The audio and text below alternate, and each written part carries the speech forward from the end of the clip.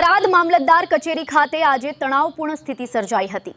Gulabsinh રાજપૂતે Tharad police પર ગંભીર આક્ષેપો કર્યા હતા। આજે જિલ્લા પંચાયત, તાલુકા પંચાયત, નગરપાલિકાની ચૂંટણીની સ્કૂટની ચાલે છે।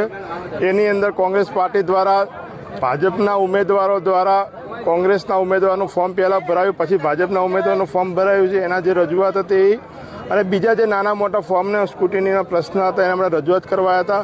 પણ આજનું વાતાવરણ અહીંયા દેખ્યું કે આખા બનાસકાંઠામાં ક્યાંય નહીં, વાવ-થરાદમાં ક્યાંય નહીં, પણ થરાદની અંદર કોઈ ઉમેદવારને સાંભળવા માંગતા નથી, ઉમેદવારના પ્રતિનિધિઓને સાંભળવા માંગતા નથી કે વકીલને આવવા દેવામાં આવતા। આવો ક્યાંય નિયમ નથી, તેમ છતાં ઉમેદવારોને પોલીસ ધમકી આપી રહી છે કે તમે ચૂંટણીમાં ફોર્મ ખેંચી લો। એટલે આવી તાનાશાહી ચૂંટણી પોતાના દમ પર તો જીતી શકતા નથી, પણ પોલીસના દમ પર ઉમેદવારોને ડરાવવાની જે ધંધા થઈ રહ્યા છે એના આવનારા સમયમાં જ્યાં પણ લડવું પડશે ત્યાં અમે લડશું। ઘર્ષણ સર્જાયું તો શું? એટલે વસ્તુ એ છે કે ઉમેદવારના પ્રતિનિધિને, કોઈ પાર્ટીના પ્રમુખને કે વકીલને અંદર જવા દેવા નથી। કેમ, શા માટે તમે આટલો ડરો છો, છુપાવો છો?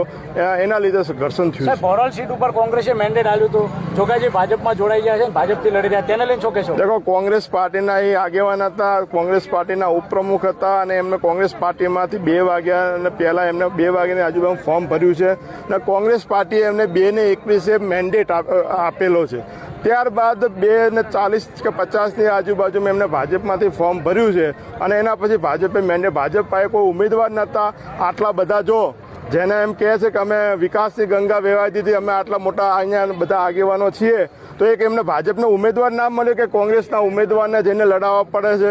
આજે અહીંયા હોય, કાંકરેજમાં હોય, કોંગ્રેસના મજબૂત, ભાજપ પાસે કોઈ નેતાગીરી નથી, ભાજપ પાસે જનાદર ખોઈ નાખ્યો છે। જે રીતે આ સમગ્ર વાવ-થરાદ કે બનાસકાંઠાના લોકોનો મૂડ છે, જે રીતે ભાજપ હારી રહ્યું છે, એના ડરથી કોંગ્રેસના ઉમેદવારોને તોડીને પોતાને લડાવવા માંગી રહ્યું છે। સાહેબ, જિલ્લા પંચાયતની અંદર, ભોરલ જિલ્લા પંચાયતની અંદર કોંગ્રેસ આમ આદમી પાર્ટી છે ને સપોર્ટ આવશે, પછી અપક્ષ ઉમેદવાર લડાવીને એ આગળની રણનીતિ અમે ફોર્મ ચકાસણી પછી નક્કી કરશું। ઓકે।